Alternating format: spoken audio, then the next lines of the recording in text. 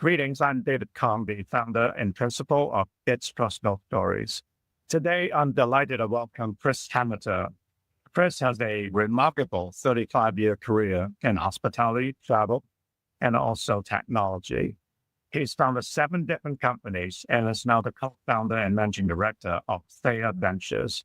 It's a pleasure to have you, Chris. It's great to be here. Thanks so much for having me.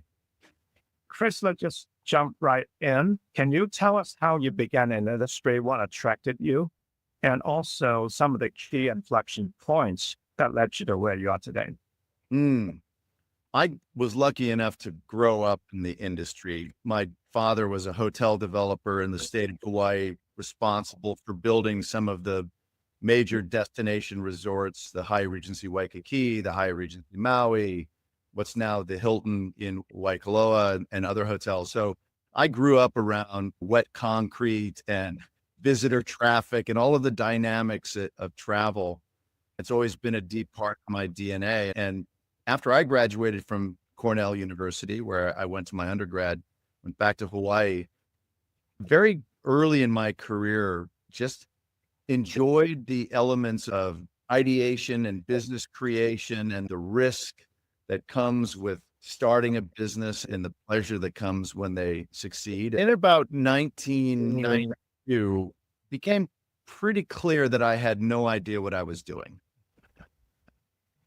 And was lucky enough at that point to have a messy enough resume that I could get into Harvard Business School. And I say that because I think the reason I got in the first place was because I didn't look like somebody else. I didn't go to McKinsey right after undergraduate and punch 3 years, or Goldman Sachs and then apply. I was this sort of curious toy dog from Hawaii that had started a few companies, and so was lucky enough to get in. And that was a real inflection point for me personally. Business school is not right for everybody, but for me, it was a critical time where not only did I build skills and increase and sharpen my toolbox, but I developed confidence and I developed relationships. And it's that combination of tools, confidence, and relationships that I think ultimately set up a business person. And coming out of that experience is when things started to really work for me. The next point in my life that was critical, 8 years later, I was working away and I had 3 businesses running at the same time. I remember having a long conversation with my brother, and he really impressed upon me this idea that I had to focus. I wanted to do something great. I had to focus and work on that one thing. Otherwise, I was going to be destined to do a bunch of things. And so I, at that point, really dug in and focused on my core and took a long-term perspective and approach. And that was another critical inflection point. Those are wonderful stories. Thank you so much for sharing that. Well, let's talk about setbacks. They are inevitable in our career, and sometimes setbacks are the greatest learning opportunities. Could you share your greatest setback, and also the lesson that you learned from it? I think that as an entrepreneur, my greatest lessons come from my failures and my mistakes. And I think that's true for all entrepreneurs. It's the skin, knees, and elbows that really create the grit and the patience and the commitment that ultimately leads to success. So it's the most important thing. I built a large software company in the heart of the dot-com period, 1999, 2000, 2001, raised about 40 million in venture capital, had 197 employees. We were going to conquer the world, had developed a platform on the internet. Back then it was called B2B Exchange. And it was a platform that enabled restaurants to buy products from their vendors more efficiently. When the dot-com bubble burst and financing turned off, I had to take that 197 person company, restructure it down to 35 people, pull the business into 2 different components. One of them focused on enterprise software for larger chains, and the other was new payments business that I ended up buying out of the company myself. and turned into a subsequent business. And that period of having to grind through that kind of restructuring when capital was just turned off, that was a real setback. And that was a very challenging and tough experience. And I learned a lot about capital efficiency, about the importance of a quality go-to-market motion in building a technology company.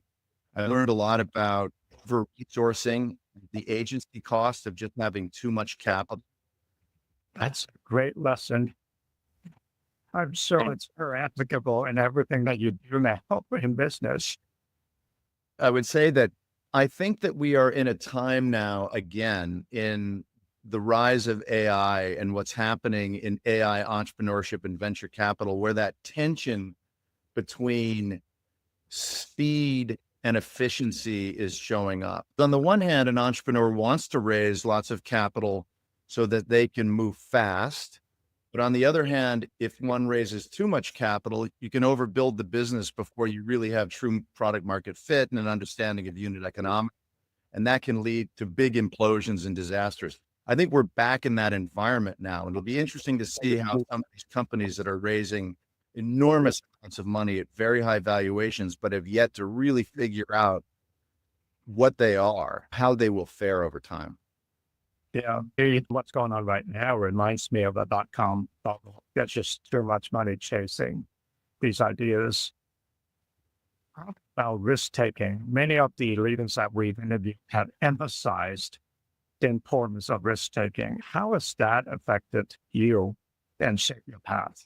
I consider myself a sort of passionate student of risk. I love the concept of risk, the nature of risk, how it's different across cultures and across time. I think that risk is ultimately the force that will save humanity, because it's risk takers that are the true innovators, the ones that break ceilings and find ways to solve problems. And whether you like him or not, Elon Musk and what he's doing in all of his businesses, one of the greatest risk takers of all time. But the disruption that he has created and the opportunity for planetary evolution is remarkable. So risk for me has always been fundamental.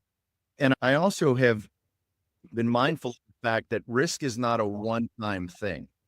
If you think of risk as an entrepreneur as a single event, I'm going to take a risk and do this one thing and it doesn't work out, then I'm going to flee from risk and go back to the low risk environment. You're unlikely to ever pull it all together and make it as an entrepreneur. To use a baseball analogy, taking multiple at-bats. You get up the first time, you take a swing, you're likely to completely strike out.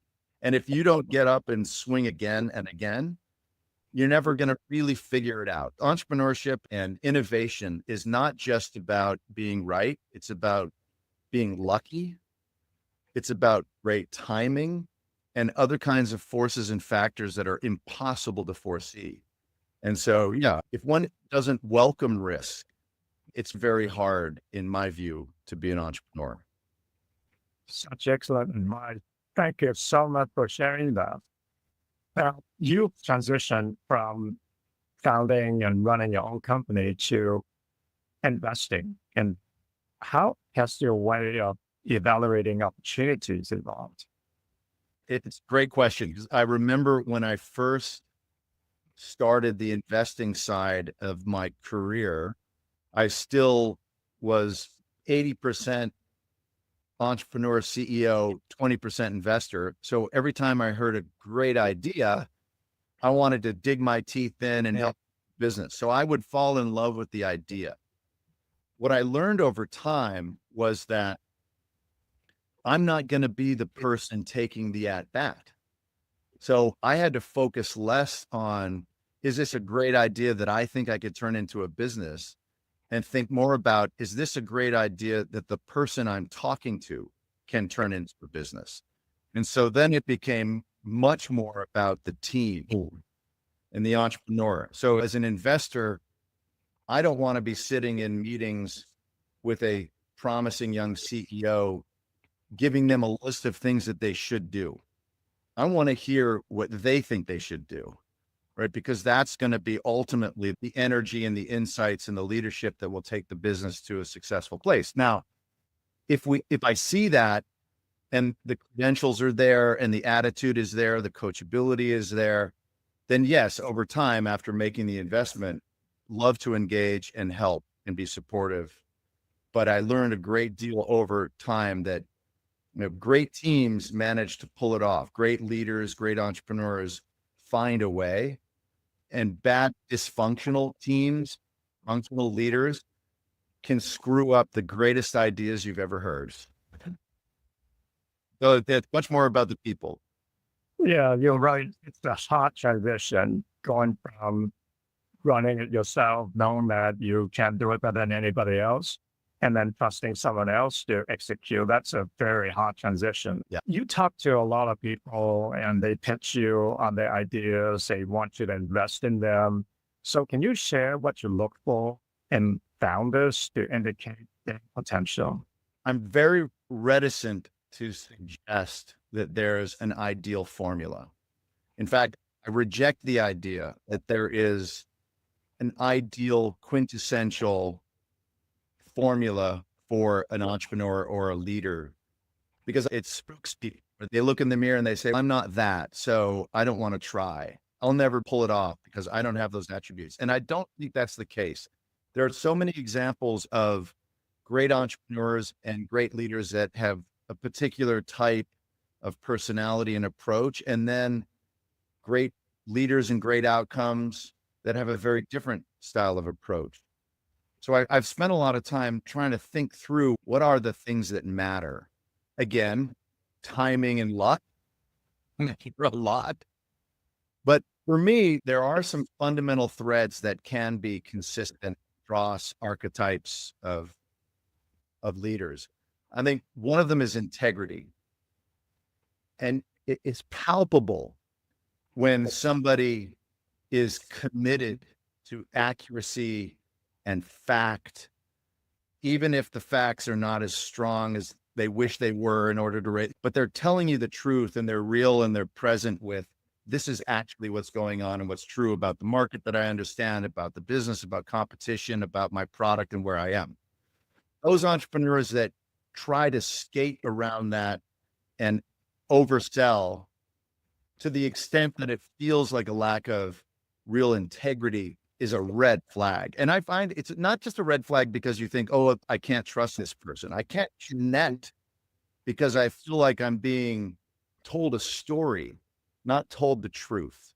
And when somebody is telling you the truth, then you feel like, okay, I can connect with this person and I can relate to them. I can connect and we can do something together. There are, of course, very gregarious leaders who have all kinds of energy and command the room, a Bill Clinton style personality. Then there are leaders that are techies who can barely have a conversation with eye contact, but can achieve great things. But the consistent thread for entrepreneurs that win are persistence.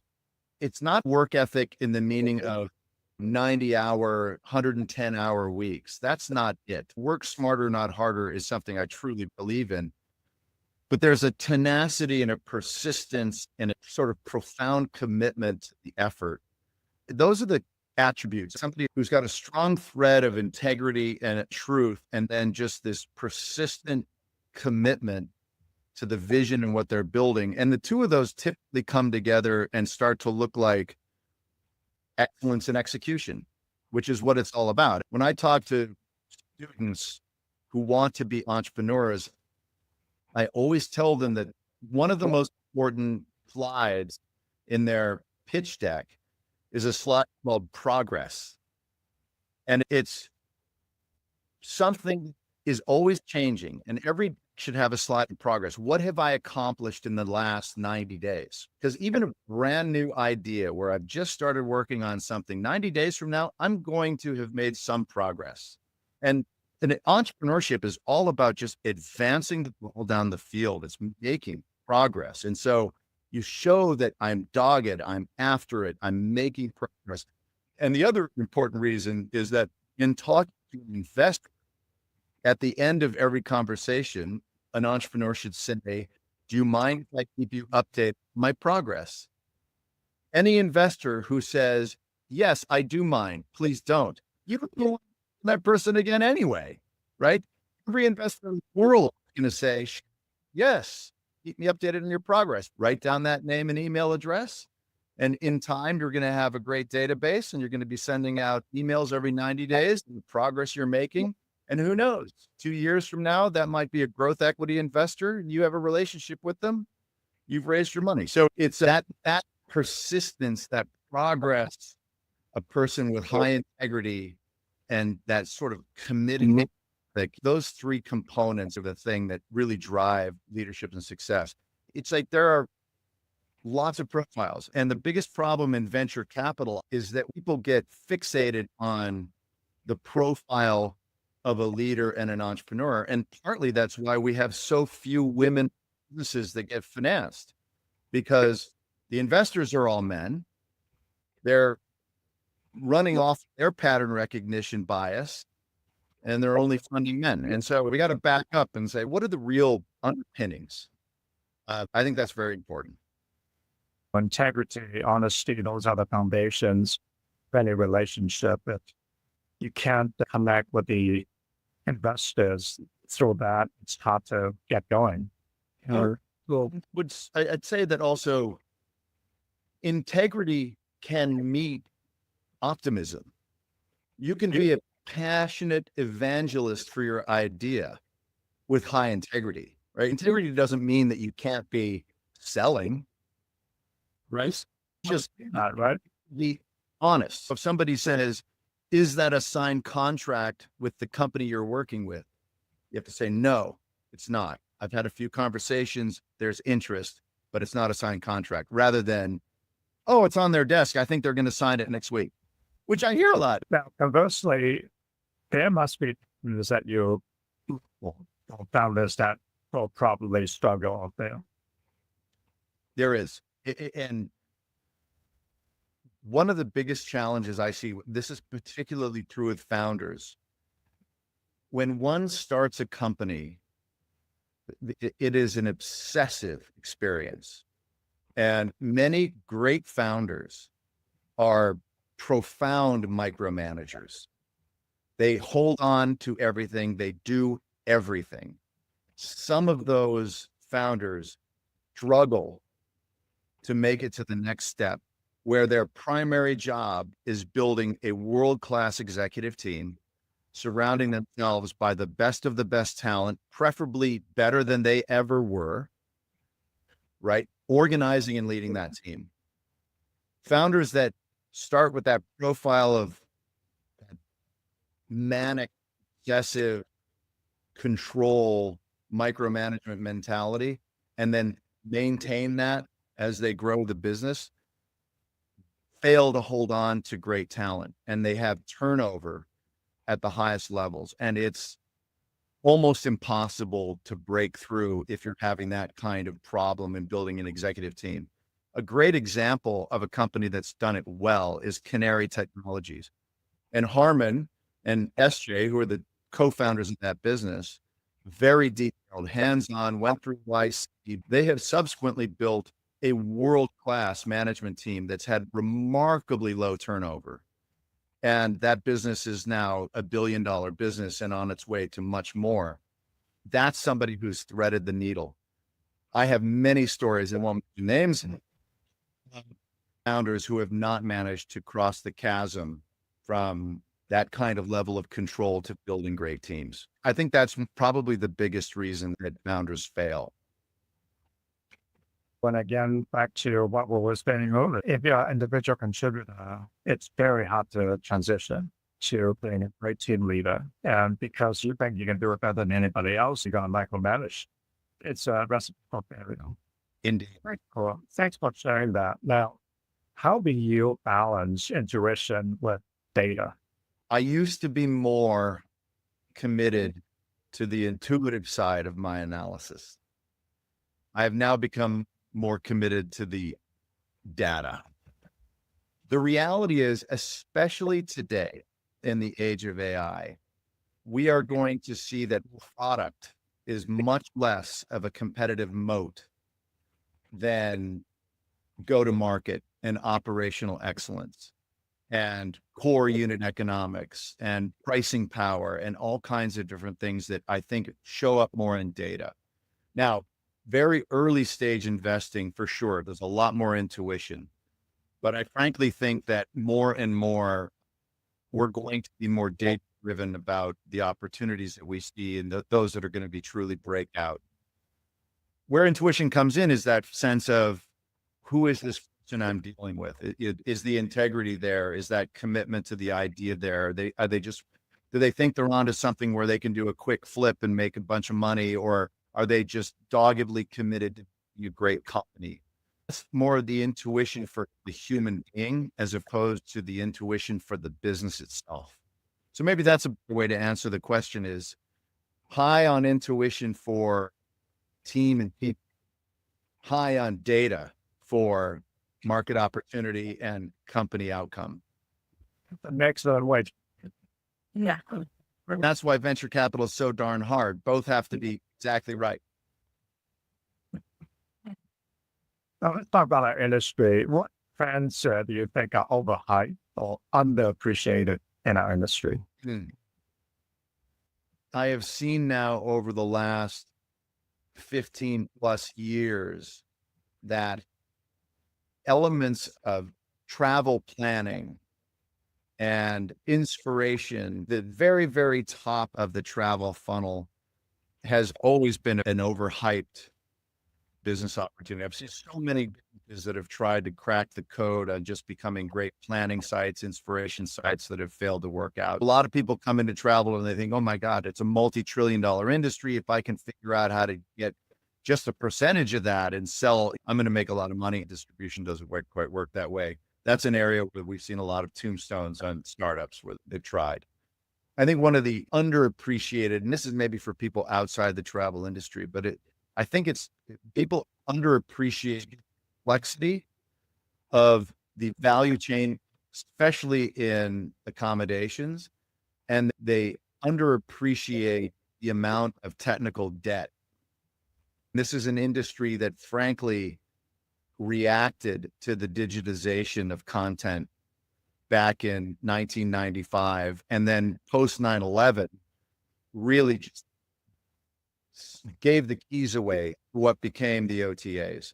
And since then, the tension for travel selling, margin, owning the customer, what it means to be between hotel brands and OTAs has defined our industry. That's fundamentally changing now. View, we're becoming much more sophisticated, especially with AI. Everything about that narrative is in the process of shifting, but there's still so much legacy and so much technical debt in the way things have been constructed. Data hygiene, orchestration are all brand new muscles that our industry is still developing and figuring out how to leverage. And until we sort of get that right, we are going to be at the tail of the AI kite. Well, in the world of AI, you have to have quality data orchestration, high quality data. And we're still in the early innings of getting that in travel. Yeah, I see that we are running tight on time. I've enjoyed this conversation so much. I wish we had more time. Yeah, not a problem. I've got more time. What is the most important leadership lesson you've learned? The most important leadership lesson I've learned is the power of integrity. And it's hard. I want to be realistic. When you're a young professional, an entrepreneur, climbing the corporate ladder, wherever you are, practicing high integrity is hard because you feel like you have to spin in order to get ahead. You have to sell yourself, you have to sell a product, and it's so tempting to start to wander into gray zones where you're not necessarily anchored in truth, you're anchored in hope in order to either impress or achieve something. So I understand what I'm saying is hard to practice, but I feel that in my experience, when you feel like you're coming from a place that's based on real integrity and you're speaking your truth and you show up as yourself, there's a degree of confidence and I think stability that comes through that is palpable and people pick it up. I found that as a leader, when I'm truly coming from a space of integrity, I think that is one of the most powerful leadership lessons that I've ever learned. People will follow, they'll trust, they'll ask questions, that you get a much deeper sense of team and even family within a company, within an organization when people come from that place. And at the top of an organization, if you're practicing that type of transparency and honesty and truth-based way of communicating, and it ricochets through the organization, it builds a culture where people feel safe, they feel seen, they can take risks, and then that reduces turnover and ultimately drives outcomes. I don't know how one can truly be a great leader without owning integrity. You're absolutely right. And I've seen it throughout my entire career. I've interacted with people that have tremendous integrity, even when it's very difficult. I've seen people with integrity when it's convenient. You just see right through it. And by the way, the person practicing integrity, there's nothing more satisfying because it's like who go through life feeling like they're on the edge of being outed as a fraud. It's much more comfortable to walk through life actually being yourself and never having to worry about that. But the opposite of integrity isn't fraud, right? It's such a continuum. He has to find that spot themselves. But I think that the big indicator that you're coming from that zone is the degree to which you're comfortable in your own skin. And you can leave a meeting or an experience and be like, hey, at least I was myself, regardless of the outcome. All you do is show up and be yourself. That's right, Chris. I agree with that. Yeah. So, two more quick questions. What's your advice to aspiring entrepreneurs and leaders? My advice to aspiring entrepreneurs is fail fast. What do I mean by that? I mean, when you've developed an idea and you're working on a business plan, there are a number of elements that have to be true for that business to be successful. You have to be working in an interesting market. You have to identify a pain point or an unsolved solution. You have to have a defendable way of addressing that issue. You have to have unit economics ultimately that makes sense. You have to have a team that you can play. So there's a whole set of things that you have to understand and have to be true. As an entrepreneur, I highly recommend the first thing you do is identify what are the key white hot risks in that story and attack them. Be constantly pushing and testing your business plan because the greatest risk to an entrepreneur isn't failure. It's building a zombie company. And a zombie company is one where you raised a little bit of money from friends and family. The business never really takes off because certain things aren't working, but 10 to 15 years later, you find yourself with a mediocre business that you sell 75% of the money that went into it. You've been underpaid for a decade and you have a huge hole in your resume, right? That's a zombie company, bad outcome.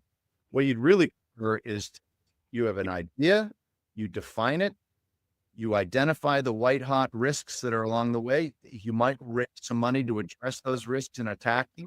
And if you hit the point where you realize my thesis is incorrect, or I've now learned more that this is not going to be a business that's going to be successful, all of your investors came into it knowing that that was a risk.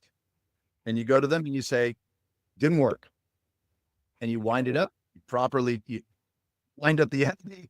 You pay the accountants to do the final tax return, no lingering K-1s.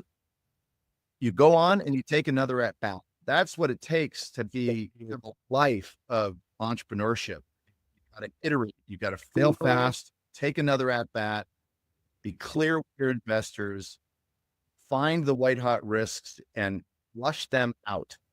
At some point along the way, you will find that thing that works. And the second thing I will add is that entrepreneurs should be very mindful of the fact that building a great company doesn't mean you have to venture capital.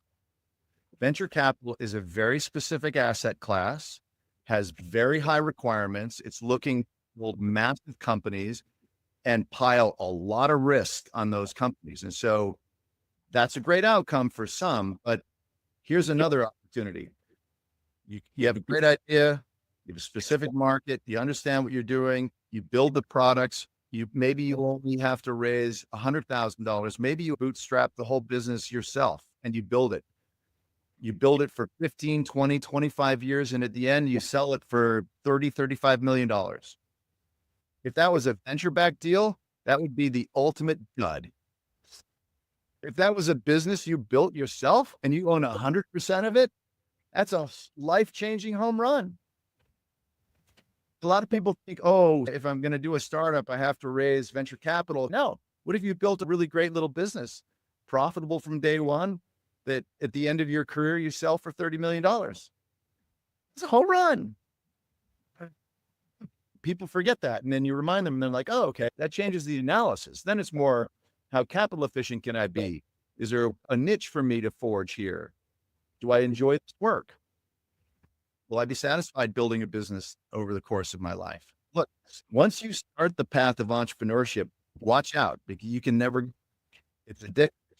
My advice to leaders, especially leaders in the realm that I understand, which is startups, is the same thing. If your talent is what you're bringing to the marketplace, to the early stage growth marketplace, then you as a leader have the same challenge. Figure out the white hot risks, mitigate risks and attack, and avoid the zombie company. And if you find the right company to insert, make sure that when you come in, you say, okay, let's all agree, here are the 5 things that need to be true for this company to achieve the next level. And if you're working along that path and you get clear data that 4 of those 5 things are never going to happen, then your responsibility of the leader is to do the right thing. Tell your investors and move on. Thanks so much for sharing that. That's such great advice. We always ask this final question, which is your advice on personal empowerment, because that's what the show is all about, personal empowerment. Yeah. Again, I'm going to sound like a broken record, but I'm going to come back to the concept of integrity. Integrity is such a complex concept. It's not just about the truth and speaking the truth. It's about being true to yourself and figuring out how to be in your own skin. I look back at inflection points in my career, and probably my greatest inflection point coincided with a period of time where I found great comfort in just who I was. I was honest about where I was going, had no idea what was going to happen next, how I was going to get there. I just had a shovel and a pick and an axe, and I just kept digging, but I was me. And I felt comfortable in my skin, and doors started to open. People wanted to be around me. There's a moment where that was my sense of empowerment, finding that place. And it's different for everyone. My greatest advice is to find that place. It also happens to be very satisfying when you're there, right? And less outcome driven. Then you're doing what we're supposed to do, which is living life in the moment. But you're doing it in your own skin, and you march forward, and you might be surprised. The universe opens doors and great things happen.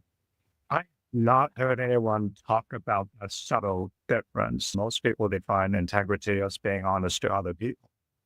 But your point about being true to yourself and being comfortable in your own skin, that's such an important point. Having integrity is not just external, it's internal. Very much so. It's deeply satisfying, right? In the end of the day, our journey is to find inner peace. This matters. You just have to trust that it'll continue to unfold. You just keep marching forward and being yourself and engaging. Things happen. I found that to be true. I think that has to be true. Yeah. Thanks so much for sharing such wonderful advice on our show. Pleasure. Thanks again for taking the time to share your wisdom.